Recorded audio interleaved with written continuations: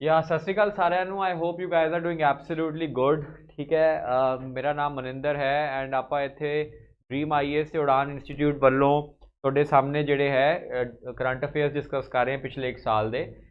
ਜਿਵੇਂ ਤੁਹਾਨੂੰ ਪਤਾ ਹੈ ਕਿ ਹੁਣ ਨੈਬ ਤਹਿਸੀਲਦਾਰ ਦਾ ਜਿਹੜਾ ਪੇਪਰ ਸੀਗਾ, ਜਿਹੜਾ ਸ਼ਡਿਊਲ ਕੀਤਾ ਸੀਗਾ ਪੀਪੀਐਸਸੀ ਨੇ 20 ਮਾਰਚ ਨੂੰ, ਤੇ ਹੁਣ ਪੀਪੀਐਸਸੀ ਦੁਬਾਰਾ ਤੋਂ ਜਿਹੜਾ ਹੈ ਆਪਦੇ ਪੁਰਾਣੇ ਅਵਤਾਰ ਦੇ ਵਿੱਚ ਜਾਂਦੀ ਹੋਈ ਦਿਖ ਰਹੀ ਹੈ, ਜਿਸੇ ਵਿੱਚ ਉਹ ਜਿਵੇਂ ਪਹਿਲਾਂ ਕਰਦੀ ਹੁੰਦੀ ਸੀਗੀ ਕਿ ਬਈ ਪੋਸਟਪੋਨ ਹੋ ਗਿਆ ਇਹ ਉਹ ਐਟਸੈਕਟਰਾ। ਤਾਂ ਉਸੇ ਤਰੀਕੇ ਨਾਲ ਉਹਨਾਂ ਨੇ ਹੁਣ ਇਹ ਪੇਪਰ ਵੀ ਪੋਸਟਪੋਨ ਕਰਤਾ ਹੈ।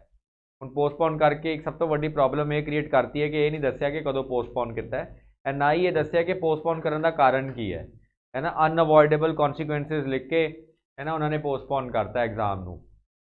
चलो अपनी कोशिश तो यही है कि पेपर जल्दी तो जल्दी पीपीएससी क्लियर करे, कंडक्ट करे एंड अपने एग्ज़ाम्स को कंडक्ट करे।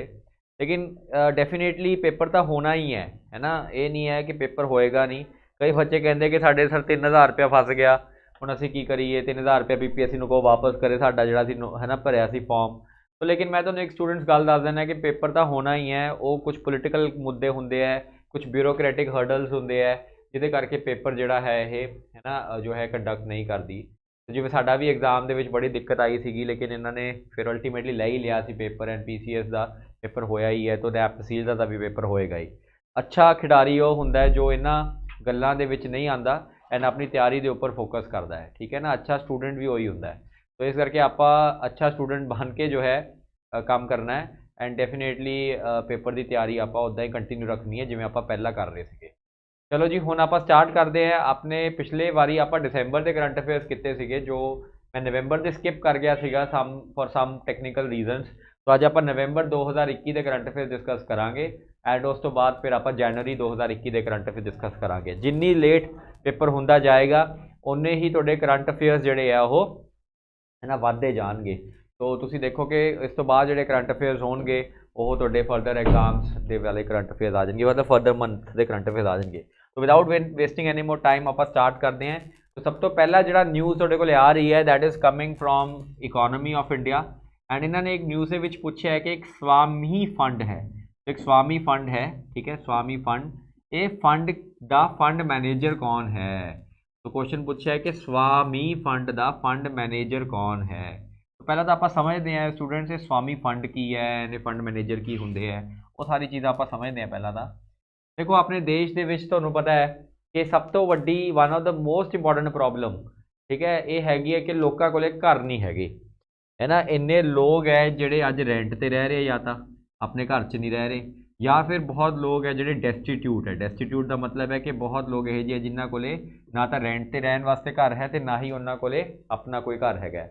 तो इदां दे भी बहुत लोग है जिहड़े डेस्टीट्यूट है। हुण तुसीं देखो कि ये सारे जिहड़े रेंट ते रहन वाले लोग है, डेस्टीट्यूट वाले लोग है, या जिन्हां कोले घर नहीं हैगे, उन्हां लई सरकार प्रधानमंत्री आवास योजना जिहड़ी है लॉन्च करदी है।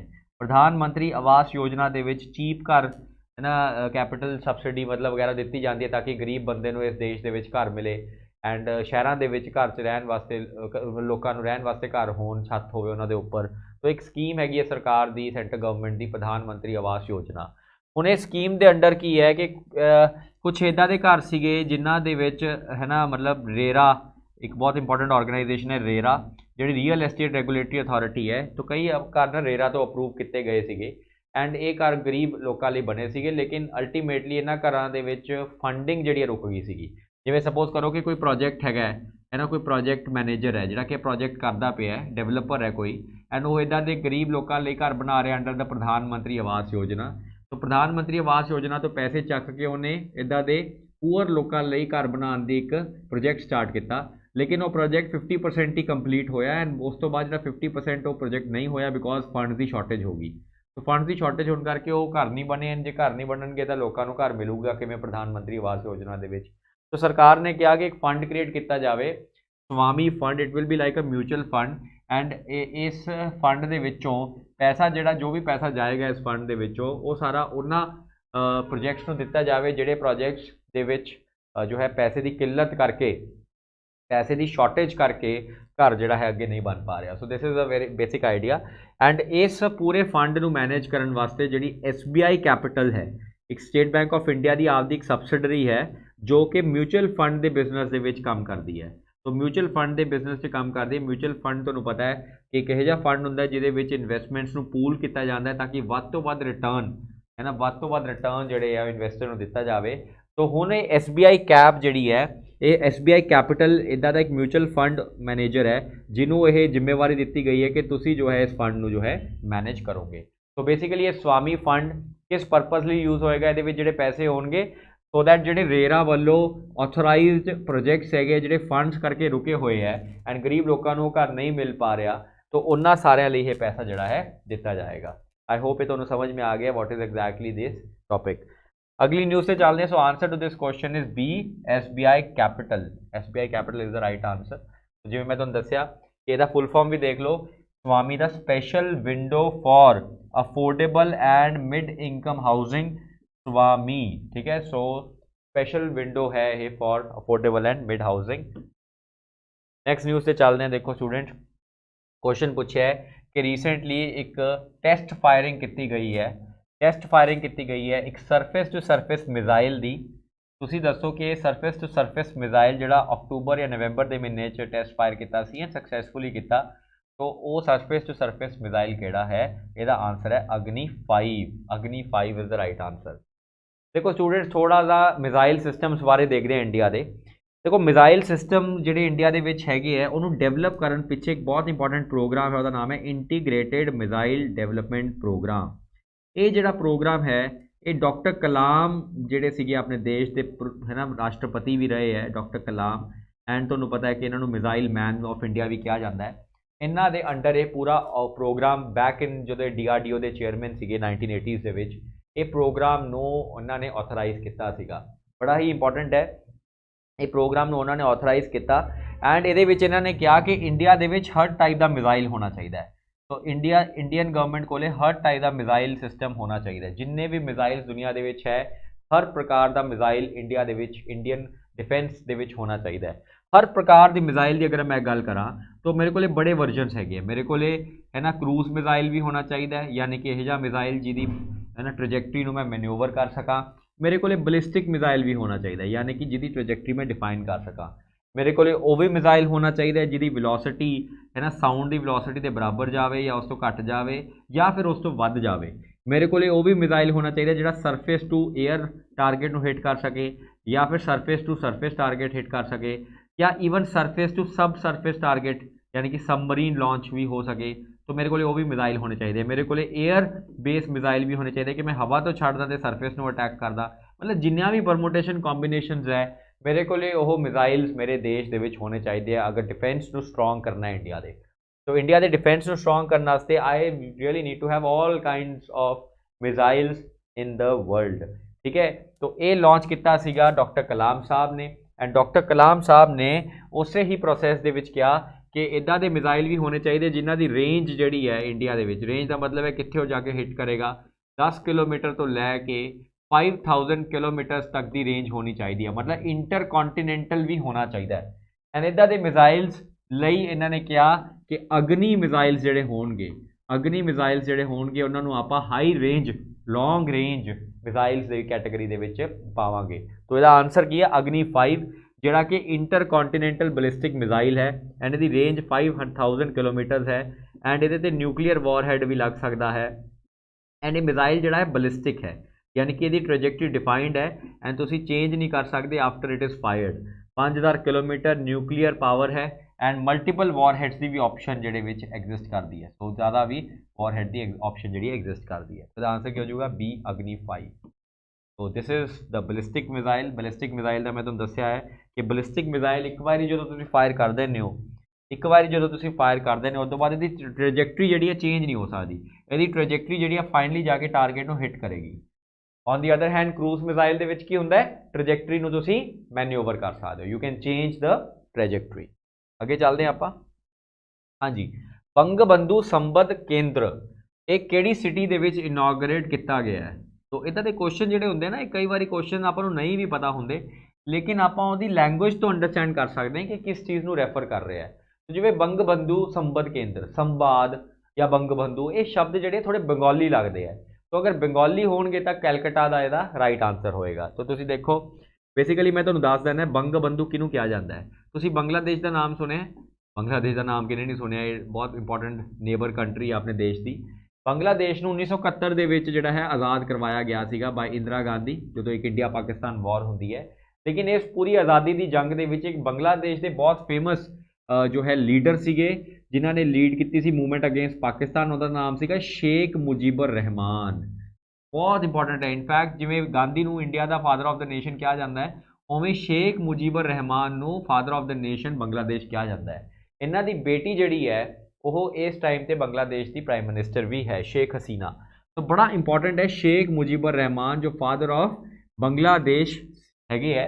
ਐਂਡ ਇਹਨਾਂ ਨੂੰ ਪਿਆਰ ਨਾਲ, ਜਿਵੇਂ ਆਪਾਂ ਗਾਂਧੀ ਜੀ ਨੂੰ ਪਿਆਰ ਨਾਲ ਮਹਾਤਮਾ ਕਹਿੰਦੇ ਆ, ਉਵੇਂ ਸ਼ੇਖ ਮੁਜੀਬੁਰ ਰਹਿਮਾਨ ਨੂੰ ਪਿਆਰ ਨਾਲ ਬੰਗ ਬੰਧੂ ਕਿਹਾ ਜਾਂਦਾ ਹੈ। So Bangabandhu is called is referred to Sheikh Mujibur Rahman with love। तो ਉਹਨਾਂ ਦੇ ਨਾਮ ਤੇ ਹੈ। तो ਕਿ ਕੋਲਕਾਤਾ ਦੇ ਵਿੱਚ ਨਾ ਇੱਕ ਪ੍ਰੈਸ ਕਲੱਬ ਬਣਾਇਆ ਗਿਆ, ਪ੍ਰੈਸ ਕਲੱਬ ਬਣਾਇਆ ਗਿਆ ਕਿਉਂਕਿ ਬੰਗ ਬੰਧੂ ਜਿਹੜੇ ਸੀ ਸ਼ੇਖ ਮੁਜੀਬੁਰ ਰਹਿਮਾਨ, ਇਹਨਾਂ ਨੇ ਪ੍ਰੈਸ ਫਰੀडम ਲਈ ਹੈ ਨਾ ਬੜਾ ਕੰਮ ਕੀਤਾ ਸੀ 1971 ਦੇ ਵਿੱਚ, ਜਦੋਂ ਪਾਕਿਸਤਾਨ ਦੀਆਂ ਜਿਹੜੀਆਂ ਫੌਜਾਂ ਸੀਗੀਆਂ ਉਹ ਬੰਗਲਾਦੇਸ਼ ਨੂੰ ਆਪਣਾ ਕੰਟਰੋਲ 'ਚ ਰੱਖਣਾ ਚਾਹੁੰਦੀਆਂ ਸੀਗੀਆਂ। तो बड़ा इन्होंने रोल प्ले किया। तो उन्होंने नाम से कैलकटा के एक प्रैस क्लब बनाया गया है एंड इसकी इनॉग्रेशन भी बांग्लादेश के इनफॉर्मेशन एंड ब्रॉडकास्टिंग मिनिस्ट्री ने की है, मिनिस्टर ने की। और बांग्लादेश तो इंडिया आए एंड कैलकटा के फिर इन्होंने इसकी इनॉग्रेशन की। तो बड़ा इंपॉर्टेंट है कि तुसी जो है इस टॉपिक में उस पर्टिकुलर परसपैक्टिव नाल जिहड़ा जरूर रीड करना है। Let us go to the next news item. तो इसका आंसर हो जाएगा ए कोलकाता। हाँ जी, लखीमपुर खेरी, ये न्यूज़ च सीगा लखीमपुर खेरी। तो ये किहड़ी स्टेट च लोकेटेड है? इसका आंसर है उत्तर प्रदेश। देखो पहला मैं तुहानूं छोटा जिहा दस देना कि लखीमपुर खेरी जिहड़ा नेपाल के बिल्कुल कोल एक छोटी जी सिटी है या डिस्ट्रिक्ट है ना, जो लखनऊ डिवीजन दे विच आंदी है। तो लखनऊ डिवीजन दे विच है ना ये डिस्ट्रिक्ट जिहड़ी है फॉल करती है। ये बेसिकली जिहड़ी डिवीजन है ये नेपाल तो बिल्कुल कोल ही है, मतलब Lakhimpur is very near to Nepal. ऊपर नेपाल हो गया, थले उत्तर प्रदेश हो गया एंड बॉर्डर पर ही ये डिस्ट्रिक्ट लाई करती है। देखो एक बहुत ही मंदभागी या बहुत ही अनफॉर्चुनेट इत्थे एक इंसीडेंस हुंदा है in the month of late से अक्टूबर के अराउंड एक इंसीडेंस हुंदा है जिहदे विच कुछ फार्म लॉज के खिलाफ प्रोटेस्ट चल रहा हुंदा है एंड इस एरिया दे विच प्रोटेस्ट चल रहा हुंदा है एंड इस एरिया दे विच फार्म लॉज के खिलाफ जिहड़ा प्रोटेस्ट चल रहा हुंदा है। तो इस एरिया दे विच एक अजय मिश्रा करके एक जो है union minister of home for state है ना, जिहड़े हैगे उन्हां दे बेटे जो है इतों जा रहे होंगे एंड फार्मर्स इन्हों घेर लेंगे एंड है ना, मतलब अंडरस्टैंड करने की कोशिश करते हैं फार्म लॉज के उपर। तो प्रोटेस्ट चल रहा होंगे तो इन्हों पता नहीं गुस्सा चढ़ता की होंगे कि कार जी है उन्होंने चला देंगे, 8 बंदियां की जान चली जाती है। इस पूरे प्रोसैस के विच बहुत ज़्यादा पॉलिटिकल डिबेट्स होंदियां, बड़ियां राजनीतिक डिबेट्स होंदियां एंड बहुत कुछ होंदा है। कई बार उन्होंने बचाने की भी कोशिश की जाती है बिकॉज रूलिंग पार्टी के जो MP है वो उन्होंने बेटे होंगे है। तो बहुत कुछ चलता है and finally special investigation team supreme court वालों बिठाई जाती है कि वैदर उस प्रोजेक्ट होया की। एंड बड़ी अच्छी गल है कि स्पैशल इन्वेस्टिगेशन टीम ने 5000 पेज की एक चार्जशीट फाइल की against the son of the MP कि ये रिस्पॉन्सिबल है 8-9 बंदे जिन्हों की डेथ हुई है ड्यूरिंग दिस इंटायर जो है कि जानबूझ के कार चलाई गई सी एंड इन्होंने मारा गया। तो ये बड़ा अनफॉर्चुनेट है कि फार्मर्स की रिस्पैक्ट करनी बड़ी ज़रूरी है। किसान मजदूर एकता जिंदाबाद करना बहुत ही अपनी जिम्मेवारी वाला काम है, लेकिन इत्थे इदां दे लोग है जिहड़े कि है ना पावर के नशे दे विच ये कुछ कर जाते हैं एंड इवेंचुअली हुण कोर्ट जिहड़ा है जस्टिस इंश्योर कर रहा उत्थे and that is the entire thing कि यह न्यूज़ च सीगा। Lakhimpur Kheri was in news because उत्थे अनफॉर्चुनेट एक्सीडेंट हुंदा है, एक्सीडेंट हो गया या फिर तुसीं कह लो मर्डर हो गया है ना, उन्होंने एक्सीडेंट की तरह दिखाया जा रहा है एंड उहदे विच एक पावरफुल प्लेयर जिहड़े उन्हां दा रोल देखने को मिलता है। तो लखीमपुर खेरी इस बहुत ही ज़्यादा इंपॉर्टेंट सीगा न्यूज़ सीगा। इसकी लोकेशन पता होनी चाहिए, उत्तर प्रदेश के विच है, ठीक है जी। ये UP के विच जिहड़ा है पूरा का पूरा एग्जिस्ट करता है। चलो जी लेट्स गो फर्दर, आगे चलते हैं हम। Uttar Pradesh is the right answer. Let's go to the next news. हाँ जी, सेबेस्टियन पिनरा जिन्होंने रीसेंटली इंपीच किया गया है ये किहड़े देश के राष्ट्रपति सीगे। सो क्वेश्चन पूछा है कि एक फिगर है सेबेस्टियन पिनरा, ये किहड़े देश के राष्ट्रपति सीगे जिन्होंने इंपीच जो है हुणे किया गया है। देखो इंपीच का मतलब होंदा है कि उन्होंने उन्होंने पोजीशन तो रिमूव कर दिता गया है, जिवें अपने राष्ट्रपति को भी इंपीच करने की है ना प्रोविजनस अपने संविधान के है, उस तरीके नाल ही ये किहड़े देश के सीगे। इहदा आंसर बड़ा सिंपल है, एक चाइल्ड है ना चिले के सीगे। तो तुसीं अगर नॉर्थ अमेरिका एक साउथ अमेरिका है ना, कॉन्टीनेंट है साउथ अमेरिका, मैं उहदा ड्रॉ कर रहा मैप। तो आ अपना साउथ अमेरिका है ना। हुण साउथ अमेरिका दे विच अगर आ वाली आपां कंट्री देखीए, ये सारी कंट्री जिहड़ी है ये कंट्री हैगी चिले। तो दिस इज साउथ अमेरिका दे बहुत इंपॉर्टेंट कंट्री चिले। एंड इत्थे एक बहुत ही इंपॉर्टेंट है ना, बहुत ही इंपॉर्टेंट की है, बहुत ही ज़्यादा इंपॉर्टेंट इत्थे एक जो है ना माउंटेन रेंज भी हैगी है which is called the Andes. तुसीं देखिया होगा इनू एंडीज माउंटेन रेंज कहते हैं। So it is called the Andes mountain range.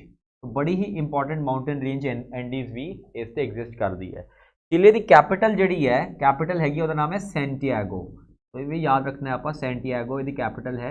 And Chile they which maximum जिहड़ी लैंग्वेज बोली जाती है वो स्पैनिश बोली जाती है, क्योंकि ये स्पेन के कंट्रोल च हुंदा सीगा back in the day, Spain की कॉलोनी सीगी।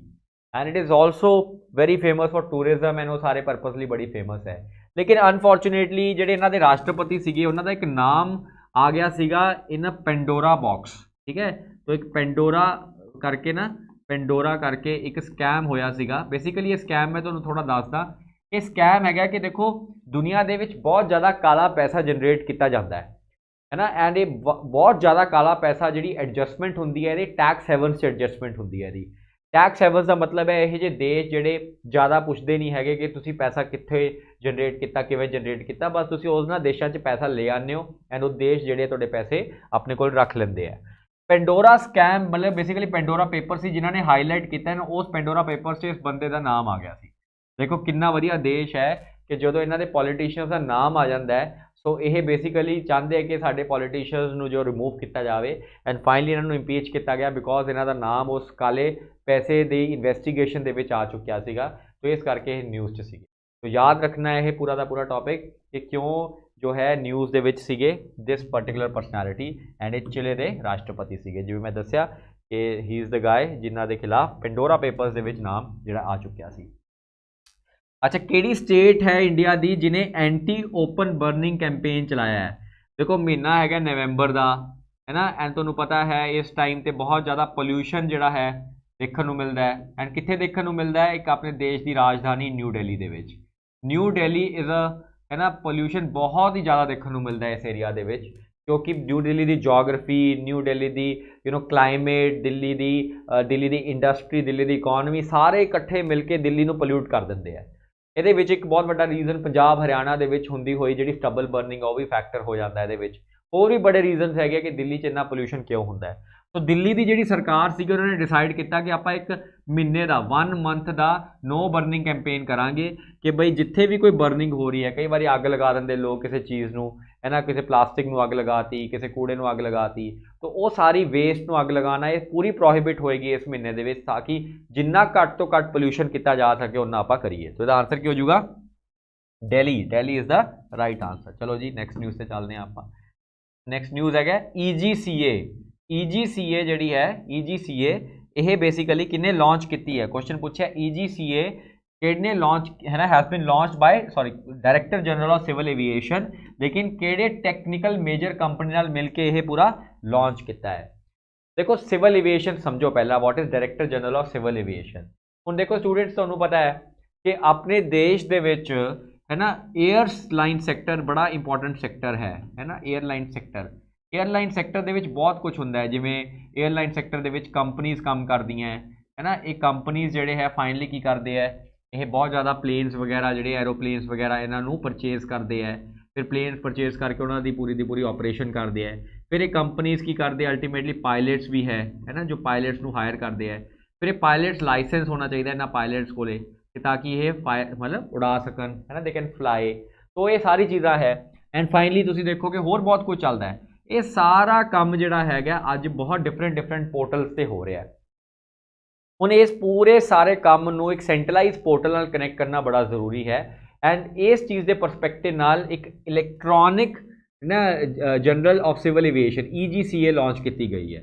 हुण सपोज करो एक पायलट है, उन्होंने आपका लाइसेंस रिन्यू कराना है, तो उन्होंने लाइसेंस रिन्यू कराने वास्ते बस EGCA के पोर्टल के उपर चैक करना पएगा कि मेरा लाइसेंस किहड़े पर्टिकुलर ਉਹਦੇ ਵਿੱਚ राइट नाउ हैगा, मतलब वो बनया कि नहीं बनया। तो वो सारी चीज़ां ਜਿਹੜੀਆਂ है ਹੁਣ इस पोर्टल से बन जाएंगियां। ਹੁਣ ऑब्वियस जी गल है गवर्नमेंट की बॉडी है, तो गवर्नमेंट को किसी प्राइवेट सैक्टर किसी IT मेजर तो हैल्प लैनी पैंदी टू क्रिएट दिस पोर्टल। तो जो इन्होंने मेजर जो टेक्निकल मेजर उन्होंने चेक किया दैट इज़ बेसिकली TCS। तो टाटा कंसल्टेंसी सर्विसेज तुहानूं पता है टाटा की बड़ी इंपॉर्टेंट कंपनी है जो इन्फॉर्मेशन टैक्नोलॉजी सोल्यूशंस प्रोवाइड करती है, तो उहदे विच यह पूरा जिहड़ा है चल रहा है। अगे चलते हैं आपां। हाँ जी, this is the news.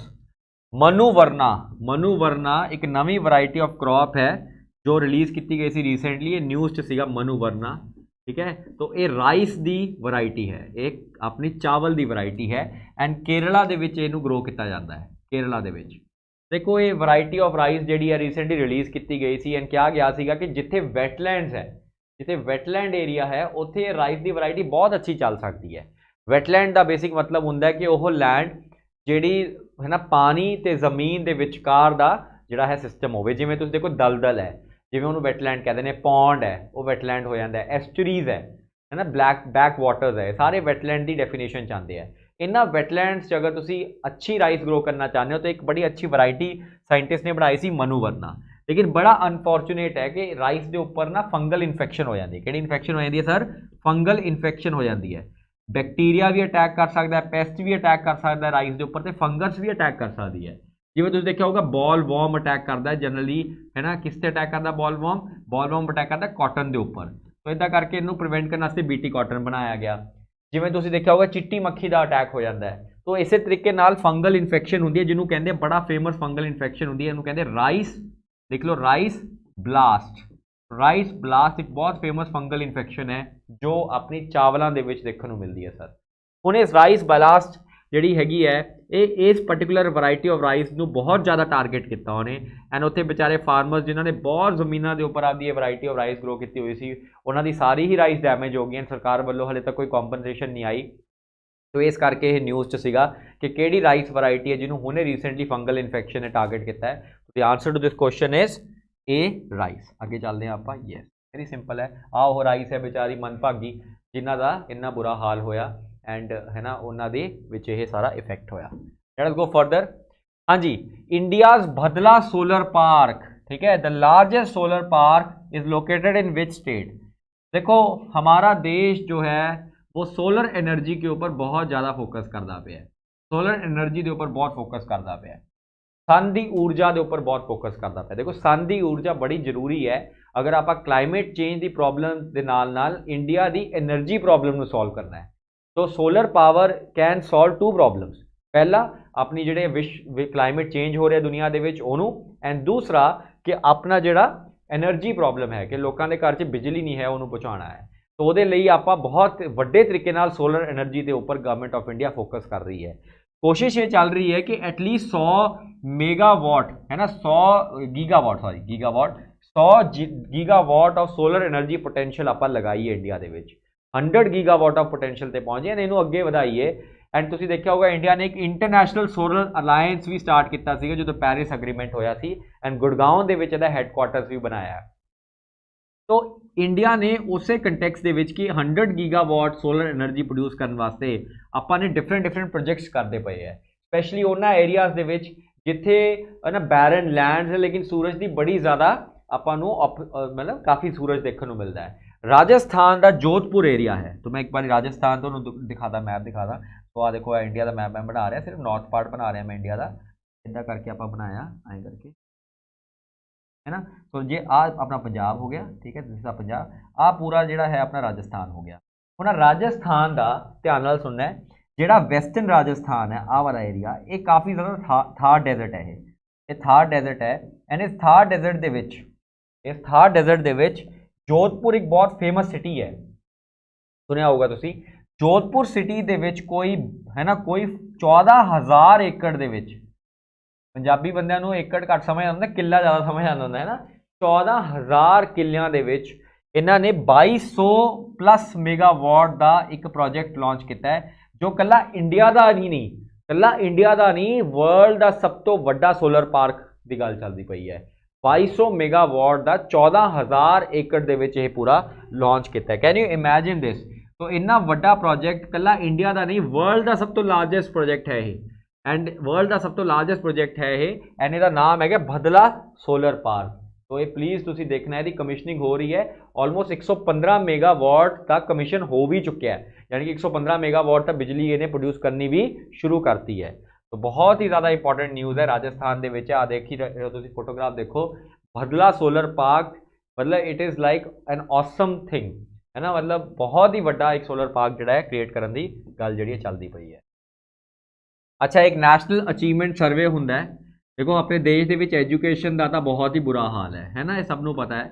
And education ਦੇ ਵਿੱਚ ਅਗਰ ਆਪਾਂ ਦੇਖੀਏ ਤਾਂ ਬੱਚਿਆਂ ਲਈ ਚਿਲਡਰਨ ਦੀ ਹੈ ਨਾ, ਚਿਲਡਰਨ ਦੀ ਜਿਹੜੀ ਹੈ ਨਾ ਲਿਟਰੇਸੀ ਰੇਟ ਹੈ ਜਾਂ ਉਹਦੀ ਨਿਊਮਰੇਸੀ ਦੇ ਸਕਿੱਲਸ ਹੈ, ਇਹ ਬੇਸਿਕ ਸਕਿੱਲਸ ਹੈ ਜਿਹੜੇ ਸਾਰੇ ਬੱਚਿਆਂ ਨੂੰ ਆਉਣੇ ਚਾਹੀਦੇ ਹੈ ਨਾ, ਕਿ 2 + 2 = 4, 10 + 10 = ਹੈ ਨਾ 20। ਇਹ ਨਿਊਮਰੇਸੀ ਸਕਿੱਲਸ ਹਰ ਬੱਚੇ ਨੂੰ ਪਤਾ ਹੋਣੇ ਚਾਹੀਦੇ ਹੈ, ਬੇਸਿਕ ਸਕਿੱਲਸ ਹੁੰਦੇ। ਅਗਰ ਇਹ ਹੀ ਨਹੀਂ ਹੋਣਗੇ ਤਾਂ ਬੱਚਾ ਫਰਦਰ ਐਜੂਕੇਸ਼ਨ ਨਾ ਨਹੀਂ ਕਰ ਪਾਏਗਾ। ਉਹਨੇ ਨਾ ਬੇਸਿਕ ਸਕਿੱਲਸ ਨੂੰ ਚੈੱਕ ਕਰਨ ਵਾਸਤੇ है ना, कि वैदर अपने स्टूडेंट्स में बेसिक न्यूमरेसी के स्किल्स पता है कि नहीं, ये बेसिक स्किल्स ਨੂੰ ਚੈੱਕ ਕਰਨ ਵਾਸਤੇ NCERT ਹਰ ਤੀਜੀ, ਪੰਜਵੀਂ ਤੇ 8ਵੀਂ class, 3rd, 5th and 8th class ਦੇ ਵਿੱਚ ਇੱਕ ਸਰਵੇ ਕਰਵਾਉਂਦੀ ਹੈ ਜਿਹਨੂੰ ਕਹਿੰਦੇ ਨੈਸ਼ਨਲ ਅਚੀਵਮੈਂਟ ਸਰਵੇ। ਐਂਡ ਇਹ ਸਕੂਲ ਬੇਸਡ ਸਰਵੇ ਹੈ, ਜਿਹੜਾ ਸਰਵੇ ਸਕੂਲ ਬੇਸਡ ਸਰਵੇ ਹੈ, ਯਾਨੀ ਕਿ ਹਰ ਸਕੂਲ ਦੇ ਵਿੱਚ ਜਾ ਕੇ ਹੋਏਗਾ।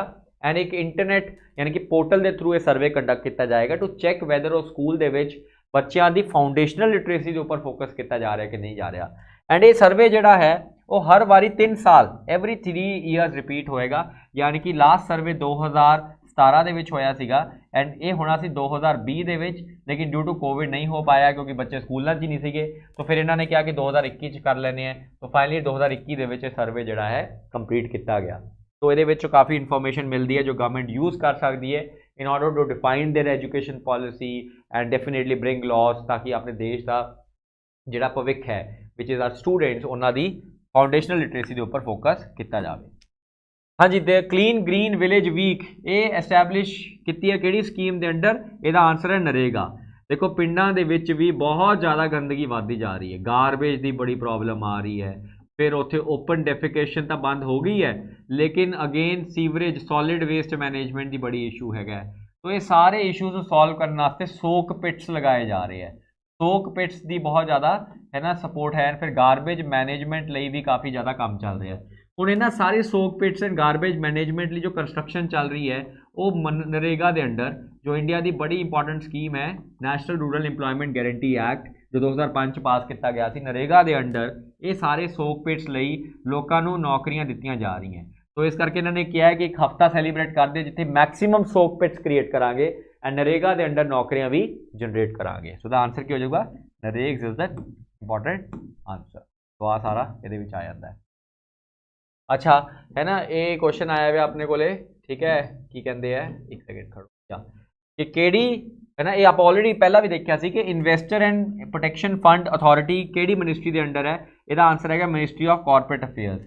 बेसिकली ये की करते जो इन्वेस्टर्स होंगे, जिमें किसी ने इन्वेस्टमेंट की, वो इन्वेस्टमेंट सिक्योर है कि नहीं है, मतलब सेफ है कि नहीं है, उदू कौन मतलब इंश्योर करेगा कि कोई इन्वेस्टमेंट सेफ है कि नहीं है, किसी ने म्यूचुअल फंड च पैसा पाया, किसी शेयर च पैसा पाया, कि डिविडेंड टाइम पर मिल रहा कि नहीं मिल रहा, कि कंपनी भाजता नहीं गई, कि कौन इनू मैनेज करेगा, वो एक सैपरेट अथॉरिटी बनाई गई है IAPFA एंड ये अथॉरिटी बनाई है मिनिस्ट्री ऑफ कॉरपोरेट अफेयर्स के अंडर। तो आ सारा काम करेगा। जिमें अगर अनक्लेम्ड है ना डिविडेंड है वो तो प्रोवाइड करेगा, अगर डिपॉजिट मैच्योर हो चुके हो तो प्रोवाइड करेगा। तो ये सारे फैक्टर देखे जाएंगे। हाँ जी, तो आप चलते हैं, ऑलमोस्ट आपने 3-4 क्वेश्चन ही रह चुके हैं, तो just hang on a second. या हाँ, तो ये क्वेश्चन आ रहा है पक्के टाइगर रिजर्व। पक्के टाइगर रिजर्व 2047 डिक्लेरेशन किहड़ी स्टेट ने की है? पहला तो देखो अपने देश बड़े टाइगर पार्क्स है, बड़े टाइगर रिजर्व्स है, बड़े नैशनल पार्क्स है, प्रोटेक्टेड एरियाज है specially for tiger population, tigers को बचाना है अपने देश के विच। एंड पक्के टाइगर रिजर्व एक बहुत ही फेमस टाइगर रिजर्व है in the state of Arunachal Pradesh. तो Arunachal Pradesh is one of the 7 north east sister states. अगर मैं मैप बनावा तो देखो दिस इज़ द सिक्किम आ जाता है, अब भूटान आ जाता है, भूटान तो अगर आप ऊपर जाने आए करके, ठीक है, सो आपने नॉर्थ ईस्ट स्टेट्स आ जाते हैं, कैन यू सी दिस। तो आ अपने को आसाम आ गया, ठीक है, आसाम है, आ अपने को पूरा नॉर्थ ईस्ट है ना, कि आ जाता है अरुणाचल प्रदेश। ये बिल्कुल ही है ना अपने चाइना के बॉर्डर नाल लगता है। इस अरुणाचल प्रदेश के विच एक टाइगर रिजर्व है, वह नाम है पक्के टाइगर रिजर्व, बड़ा फेमस टाइगर रिजर्व है पक्के टाइगर रिजर्व अरुणाचल प्रदेश के विच। कमेंट बॉक्स के तुसी प्लीज़ मैनू दसो कि अरुणाचल प्रदेश की जो कैपिटल है वो किहड़ी कैपिटल है, ठीक है, अरुणाचल प्रदेश की कैपिटल किहड़ी कैपिटल है। तो Pakke tiger reserve is found in the है ना इन दी अरुणाचल प्रदेश थिंग। हुणे अरुणाचल प्रदेश दे विच इन्हां ने 2047 ਦੀ ਇੱਕ ਡੈਕਲੇਰੇਸ਼ਨ ਦਿੱਤੀ ਹੈ ਕਿ ਅਸੀਂ ਪੂਰੇ ਅਰੁਣਾਚਲ ਪ੍ਰਦੇਸ਼ ਇੰਕਲੂਡਿੰਗ ਪੱਕੇ ਟਾਈਗਰ ਰਿਜ਼ਰਵ ਨੂੰ एनवायरमेंटली सस्टेनेबल करना है, क्लाइमेट चेंज रिजिलियंट बनाना है, इनू अडैप्टेशन के तरीके दसने हैं, फिर उस बाद टूरिज्म है ना सस्टेनेबल टूरिज्म या इको टूरिज्म को प्रमोट करना। तो इदा की कुछ इन्होंने है ना डिक्लेरेशन दी है कि बई असी ये काम करने हैं ताकि पक्के टाइगर रिजर्व जोड़ा है वो एक एनवायरमेंट लिए बहुत ही ज़्यादा है ना पोस्टर चाइल्ड बने कि इदा सारे टाइगर रिजर्व होने चाहिए है। तो इसका आंसर क्या हो जाएगा बी अरुणाचल प्रदेश। तो ये मिनिस्टर है जोड़े वो ਹੁਣ एक अडीपैक कॉन्फ्रेंस हुई सी यार, ये बड़ा ईजी क्वेश्चन है ना। अडीपैक कॉन्फ्रेंस हुई सी आबू धाबी दे विच। आबू धाबी तुहानूं पता है कि बहुत ज़्यादा आबू धाबी UAE है ना, UAE यूनाइटेड अरब एमीरेट्स, ये कोई सैवन स्टेट्स हैगियां, जिवें तुसीं दुबई सुनिया होगा, शारजा सुनिया होगा या फिर अबू धाबी जिवें हुण सुनिया, ये 7 स्टेट्स का मिलके एक कंट्री है UAE। ये 7 स्टेट्स की जी कैपिटल है अबू धाबी है। आबू धाबी को बहुत ऑयल है, ये भी बहुत ऑयल बनाती है एंड इस ऑयल की प्राइसिंग फ्यूचर प्राइसिंग को डिस्कस करने वास्ते इन्हें एक कॉन्फ्रेंस बुलाई सी एंड उस कॉन्फ्रेंस का जी हैगी वो कितने हुई सी आबू धाबी विच is also the capital of है ना UAE। लास्ट क्वेश्चन पे आने हैं, आइलैंड ऑफ वोल्केनो केड़ी कंट्री च मिलता है? रिसेंट इरप्शन हुई है, आइलैंड ऑफ वोल्केनो केड़ी कंट्री च मिलता है? तो इसका आंसर है इटली। तो आइलैंड ऑफ वोल्केनो मिलता है इटली के विच, मतलब एक इदा का आइलैंड है जिथे वोल्केनो ही मिलते हैं सिर्फ एंड उस पूरे आइलैंड नू आइलैंड ऑफ वोल्केनो कहा जाता है। मैं थोड़ा सा मैप दिखाना तुहानूं, देखो दिस इज अपना ये सारा की आ गया, ये सारा हो गया अपना है ना अफ्रीका। तो दिस इज अफ्रीका, ठीक है, आ अफ्रीका हो गया, ठीक है जी। आ मैडिटरेनियन सी होगी, ठीक है जी। तो आ अपने को इटली ना कुछ इदा करके इटली है, ठीक है। सो आ सारी इटली है, कैन यू सी दिस। तो आ जी इटली है ना, इटली के बिल्कुल इत्थे एक सिसली आइलैंड्स है, सिसली आइलैंड्स। इस सिसली आइलैंड के अपने को एक पर्टिकुलर आइलैंड है जिथे सिर्फ वल्कनिज्म ही देखने को मिलता। वल्कनिज्म का मतलब है कि है ना वो सारा बाहर आ जाता जो मैटर, तो वल्कनिज्म ही देखने को मिलता है। तो इसका आंसर क्या हो जाएगा सी इटली। मैं दिखा देना, बहुत ही ब्यूटीफुल लोकेशन है, दिस इज द लोकेशन जिथे सिर्फ वल्कैनोज ही देखने को मिलते हैं। रिसेंट एक वल्कैनो इरप्ट होया सी, इस करके न्यूज़ सीगा। चलो स्टूडेंट्स अज की क्लास लिए इन्ने ही है, नवंबर के करंट अफेयर सीगे। आई होप तुसी लाइक किया होना है सैशन नू, एंड अगर सैशन को लाइक किया तो प्लीज़ जिहड़े जरूरतमंद बच्चे उन्होंने तक भी ये सैशन को पहुँचाओ, शेयर करो, सबसक्राइब करो, चैनल को लाइक करो। Thank you and take care everybody, happy study, thank you.